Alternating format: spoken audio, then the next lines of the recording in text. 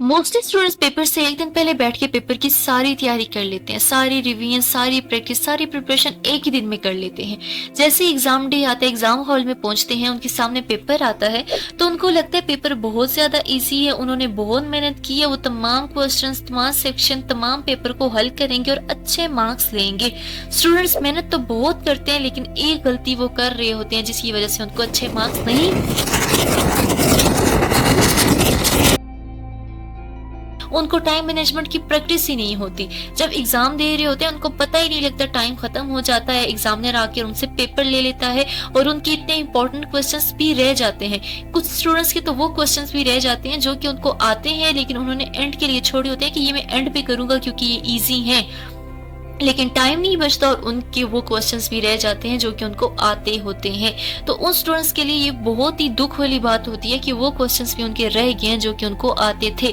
वो इन क्वेश्चंस के मार्क्स ले सकते थे पर उन्होंने नहीं लिए, बहुत दुख होता है। लेकिन आज के बाद ये दुख आपको दोबारा कभी नहीं होगा, ये गलती आपसे दोबारा कभी नहीं होगी। आप आज के बाद जान जाएंगे कि आपने टाइम कैसे मैनेज करना है और पेपर को टाइम से पहले अटेम्प्ट कैसे करना है।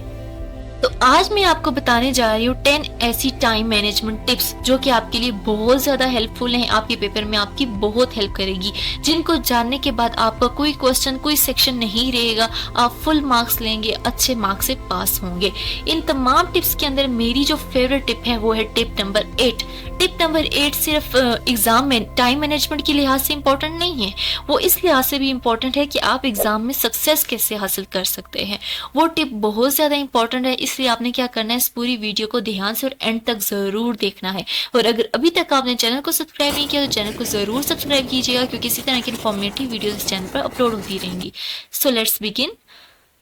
तो सबसे पहले जो टिप है वो ये है स्टूडेंट्स कि आपने एग्जाम हॉल में एग्जाम डे पर अपने पेपर के लिए वॉच जरूर लानी है। आपके पास अपनी पर्सनल वॉच जरूर होनी चाहिए। आपको टाइम मैनेज करना है, टाइम मैनेजमेंट सीखना है तो आपके पास वॉच लाजमी होनी चाहिए ताकि आपको बार बार एग्जामिनर से टाइम पूछने की जरूरत ना पड़े। एग्जामिनर से भी टाइम पूछते हुए आपका बहुत टाइम लगता है, तो आपने क्या करना है, अपने साथ वॉच जरूर रखनी है ताकि आपकी नजर हर टाइम पे वॉच पर हो।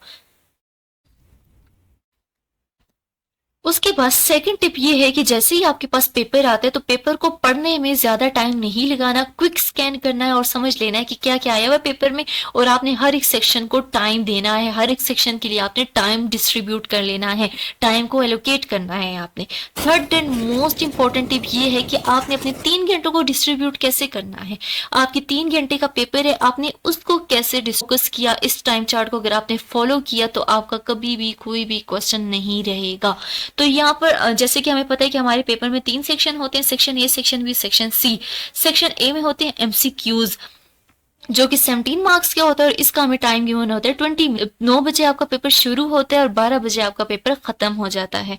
तो आपने क्या करना होता है, 3 घंटों के अंदर अपना पेपर कंप्लीट करना होता है। सेक्शन ए के ऊपर आपने सिर्फ और सिर्फ 20 मिनट लगाने होते हैं, 20 मिनट के अंदर आपने सेक्शन ए एमसीक्यूज वाला पार्ट करना होता है। उसके बाद आता है सेक्शन बी। सेक्शन बी के अंदर 11 शॉर्ट क्वेश्चन होते हैं, कुछ के 14 होते हैं, कुछ के 9 होते हैं, जितने भी हैं। यहाँ पर हम लोग जस्ट लेट्स सपोज हम एग्जाम्पल ले लेते हैं, ठीक है।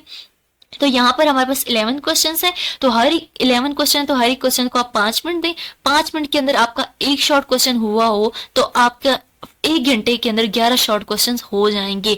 यहाँ पर टाइम में आपको 1 घंटा 20 मिनट ज्यादा इसलिए दे रही हूँ क्योंकि आपके यहाँ पर मार्क्स ज्यादा है। 44 मार्क्स का आपका सेक्शन बी होता है तो यहाँ पर आपने टाइम थोड़ा ज्यादा देना होता है।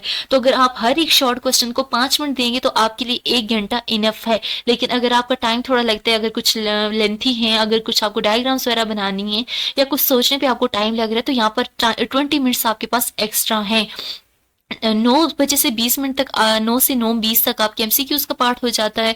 उसके बाद 9:20 से 10:40 तक आपका सेक्शन बी हो जाता है, शॉर्ट क्वेश्चंस वाला। उसके बाद आता है सेक्शन सी। सेक्शन सी में होते हैं आपके लॉन्ग क्वेश्चंस। 3 लॉन्ग क्वेश्चंस होते हैं और हर एक 3 लॉन्ग क्वेश्चन के आगे 2 पार्ट्स होते हैं। इस तरह आपके कितने लॉन्ग क्वेश्चंस हो गए, इस पार्ट्स को भी मिलाएं तो आपके पास 6 लॉन्ग क्वेश्चन हो गए। और अगर आप हर एक लॉन्ग क्वेश्चन को 10 मिनट देते हैं तो आपके लिए 1 घंटा इनफ है। 10 मिनट बहुत टाइम है, ठीक है स्टूडेंट्स।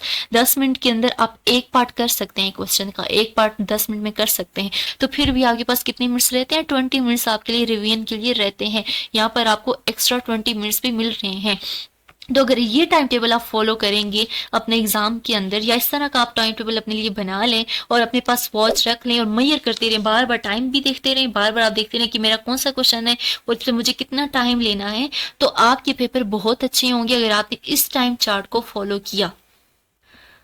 उसके बाद नेक्स्ट टिप आती है हमारे पास कि आपने क्वेश्चन को इजी क्वेश्चन से स्टार्ट लेना है। अगर आप मुश्किल क्वेश्चन से स्टार्ट लेंगे तो शुरू में ही आप रुक जाएंगे, शुरू में ही आप सोचते रहेंगे कि मैं इसको कैसे सॉल्व करूं। लेकिन वहां ही अगर आप इजी क्वेश्चन से सॉल्व करेंगे, पेपर का अगर स्टार्ट आप इजी क्वेश्चन से लेंगे, तो आपका कॉन्फिडेंस भी ज्यादा होगा, आपकी स्पीड भी ज्यादा होगी और आपकी सक्सेस भी ज्यादा होगी। इजी क्वेश्चन से आप स्टार्ट लेंगे तो आपका कॉन्फिडेंस इंक्रीज होगा कि मुझे आता है पेपर, और उसके बाद आपकी स्पीड भी तेज हो जाएगी और उसी तरह आपकी एग्जाम की सक्सेस भी ज्यादा होगी। Number 5 and most important tip, बहुत ही इंपॉर्टेंट टिप है आप तमाम स्टूडेंट्स के लिए जिनको पेपर के दौरान बेचैनी फील होने लग जाती है, उनको लगता है कि मैं सब कुछ भूलने लग रहा हूँ। तो ये टिप आप सबके लिए बहुत ही ज्यादा हेल्पफुल है। अगर आपको ऐसा फील हो रहा हो कि आप पेपर के दौरान सब कुछ भूल रहे हैं या आपको कुछ चीज याद नहीं आ रही, आप बेचैनी फील कर रहे हैं, आप टेंशन फील कर रहे हैं, आप स्ट्रेस ले रहे हैं, तो आपने क्या करना है, एक लंबी सांस लेनी है, डीप ब्रीथ लेनी है, लंबी सांस लेनी है और खुद को कहना है कि yes I can do. Positive self talk करनी है, आपने खुद से अच्छी बातें करनी है कि यस आई कैन डू। आपने खुद को खुद यकीन दिलाना है कि मैं कर सकता हूं। अगर आप खुद को नहीं कहेंगे कि मैं नहीं कर सकता, तो आप उस क्वेश्चन पर बैठे ही रहेंगे। आपने क्वेश्चन में बैठना नहीं है। ये एग्जाम बार बार नहीं होते हैं, एग्जाम एक ही दफा होते हैं, पेपर आपके एक ही दफा होते हैं और एक ही दफा मार्क्स लगते हैं। ये चीज आपने याद रखते हुए खुद अपने आप को खुद कॉन्फिडेंस देना है। आपने कहना है कि यस आई कैन डू, कि मैं कर सकता हूँ, मैं कर सकती हूँ। जब आप खुद से कहेंगे कि मैं कर सकता हूँ, मैं कर सकती हूँ, तो आपके अंदर कॉन्फिडेंस खुद ही आएगा और आपकी जो टेंशन है वो डिक्रीज होगी। तो कोई और आपको, कोई फ्रेंड या कोई आपको टीचर या कोई एग्जामिनर आके नहीं कहेगा कि बच्चे आप कर सकते हो।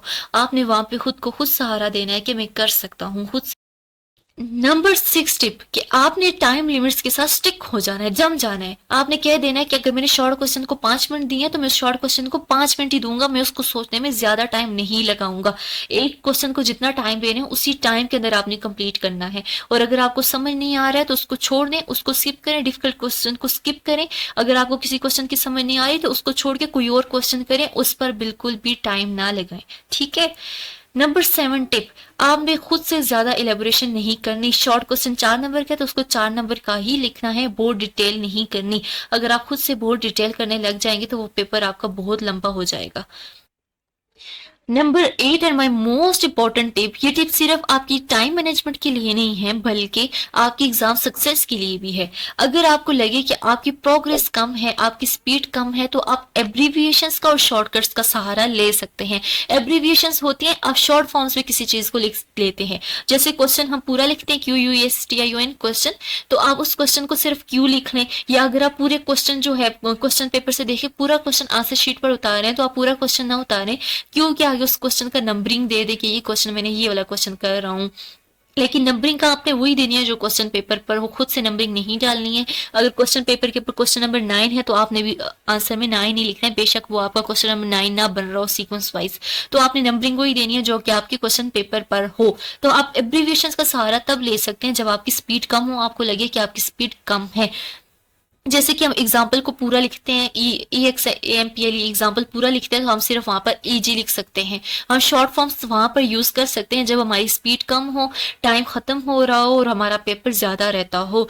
और शॉर्टकट्स का इस्तेमाल कर सकते हैं, जैसे कि अगर हमें क्वेश्चन अब मुझे लग रहा है क्रब साइकिल मुझे लिखना भी है, उसको ड्रॉ भी करना है, लेकिन मेरे पास टाइम कम है, तो मैं क्या करूंगी, उसी क्रब साइकिल को साइकिल बना दूंगी और उसके साथ साथ थोड़ी थोड़ी डिटेल्स, थोड़े थोड़े पॉइंट्स लिख लूंगी, जिससे एग्जामिनर को पता लग जाएगा कि इसको सारा आता है, इसने सारा कुछ पढ़ा हुआ है और इसने सारी बात मेन पॉइंट्स में बता दिया है, बगैर एलेबोरेशन की, बगैर डिटेल चीज बताए हुए मैं उसको शॉर्ट फॉर्म्स में लिख लूंगी, या फ्लो चार्ट्स ड्रा कर दूं, या कोई डायग्राम के जरिए किसी को समझा दूंगी। तो ये शॉर्टकट्स भी आपकी बहुत हेल्प करते हैं, आपकी स्पीड को तेज करने के लिए भी और आपकी एग्जाम सक्सेस के लिए भी। नंबर 9 पे टिप आती है कि अगर आपके पास टाइम बच जाता है तो आपने क्या करना है, अपने पेपर को रिव्यू जरूर करना है कि मुझसे आया कोई क्वेश्चन रह गया या नहीं रह गया, अगर मैं उसमें कोई एडिटिंग कर सकता हूँ या नहीं कर सकता। अगर एडिटिंग कर सकते हैं तो उसके अंदर एडिटिंग जरूर करें ताकि आपके अच्छे मार्क्स मिले। अगर कोई क्वेश्चन रह गया तो उसमें कोई एक्स्ट्रा पॉइंट डाल सकते हैं तो जरूर डालें ताकि आपको अच्छे मार्क्स मिले। और ये जितनी भी टाइम मैनेजमेंट की मैंने टिप्स बताई हैं आपको, ये आप इन पर तभी अमल कर सकते हैं जब आप खुद इसकी प्रैक्टिस कर सकें। अगर ये टाइम मैनेजमेंट की टिप्स आप अपने पास नोट कर लेते हैं और कहते हैं कि मैं एग्जाम डे वाले दिन इसको फॉलो करूंगा, तो तब बिल्कुल भी आप उसको फॉलो नहीं कर सकते हैं। आपने क्या करना है, उसको अभी से प्रैक्टिस करना है। मैं आपको ज्यादा चीजें प्रैक्टिस करने को नहीं कह रही। आपने क्या करना है, 5 मिनट का अगर शॉर्ट क्वेश्चन है तो आप अभी कोई शॉर्ट क्वेश्चन खुद को दें कि मैं शॉर्ट क्वेश्चन 5 मिनट में कर सकता हूँ या नहीं। आप 5 मिनट में नहीं, आप 4 मिनट में करके देखिए क्या मैं 4 मिनट में कर सकता हूँ या नहीं। खुद को चैलेंजेस दें, खुद प्रैक्टिस करें। जब तक आप टाइम मैनेजमेंट की खुद प्रैक्टिस नहीं करेंगे, आपको टाइम मैनेजमेंट नहीं आएगा। आपने पहले उसकी प्रैक्टिस जरूर करनी है। और आपने क्या करना है, अपने जितने भी एक्सपीरियंसेस हुए हैं टाइम मैनेजमेंट वाले, अगर आपने किसी पेपर में अच्छे से टाइम मैनेज नहीं किया हुआ, आपका कोई पेपर से कोई क्वेश्चन या कोई सेक्शन रह गया है, तो आपने क्या करना है, उससे सीखना है, ना कि उसी उससे उल्टी साइड, आपने ऑपोजिट साइड नहीं जाना। आपने ये नहीं कहना कि पिछला पेपर भी मेरा अच्छा नहीं हुआ तो मैं अगला पेपर भी तैयार नहीं करता। आपने अगले पेपर को और अच्छे से तैयार करना है और अच्छे से प्रैक्टिस करनी है ताकि आपका ये पेपर बहुत अच्छा हो। आपने अपने एक्सपीरियंसेस से सीखना है, अच्छा सीखना है कि मैं और मैंने अपने YouTube चैनल के ऊपर different SLO based model papers provide किए हैं स्टूडेंट्स को। आप वो मॉडल पेपर्स भी देख सकते हैं, उनको डाउनलोड कर सकते हैं और अपनी प्रैक्टिस स्टार्ट कर सकते हैं। आप देख सकते हैं आपने अपनी प्रैक्टिस कैसे करनी है, और वो एसएलओ बेस्ड मॉडल पेपर से आपकी बहुत हेल्प करेंगे। आपने क्या करना है, सिर्फ एक क्लिक करके उसको डाउनलोड करना है। आप चाहते हैं उनको डाउनलोड करना तो जरूर डाउनलोड करके अपनी प्रैक्टिस स्टार्ट करें, टाइम मैनेजमेंट स्टार्ट You करें। got this, man.